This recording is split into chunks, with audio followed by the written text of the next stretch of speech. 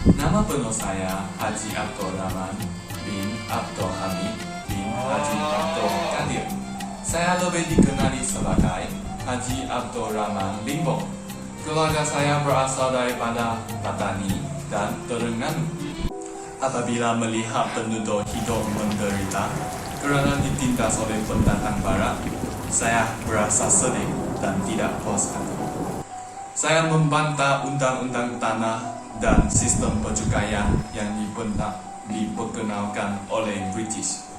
Melalui sistem ini, penduduk terpaksa membayar cukai yang bertentangan dengan hukum syariat agama Islam. Beliau bertindak sebagai penguat bagi mewakili penduduk Ulu Temelong menentang pihak kerajaan yang diwakili oleh Ranger Hutan.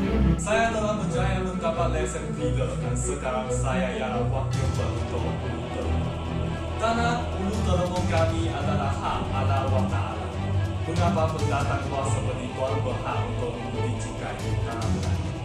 Apakah penjelasan tuan? Kegagalan pihak penguat cara dan hakim menjelaskan pertanyaan Haji Abdul Rahman Limbong. Akhirnya, beliau menuntut hak mengejarkan tanah harus mengikut hukum agama Islam. Tahun 1922 dan tahun 1925, seramai 300 hingga 500 orang petani berkumpul di Kuala Telemong dan membersihkan 200 ekor tanah milik Tengku Nik Mamunah dan 400 ekor tanah kerajaan tanpa pas kebenaran. Tahun 1928, British mengancam untuk menangkap petani-petani yang enggan membayar cukai. Oleh sebab itulah, kita para petani mesti bersatu melawan British. Marilah sertai kami.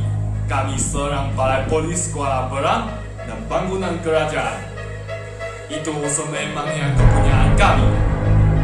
Kita kibarkan bendera merah di Kuala Berang. Marilah kita bersatu melawan British.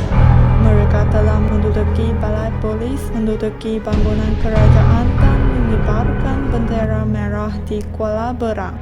Kemudian, Haji Abdul Rahman Limbong ditangkap atas kesalahan menghasut.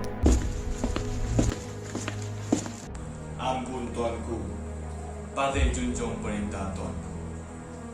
Betul difahamkan, adakah Tuan Haji telah menghasut petani-petani itu menentang undang-undang yang diperkenalkan oleh British itu?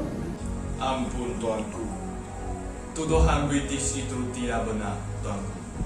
Patut tidak terlibat menghasut petani menentang British tuanku. Kemudian, beliau dibicarakan di Kuala Terengganu.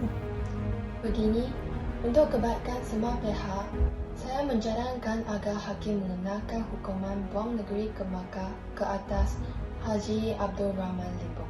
Ya, lagipun beliau memang berhasrat untuk menghabiskan usianya dengan beribadat di Makkah. Hukuman ini sudah pasti dapat meredakan kemarahan pengikut beliau terhadap British. Akhirnya, beliau dijatuhi hukuman buang negeri ke Makkah atas kesalahan menghasut.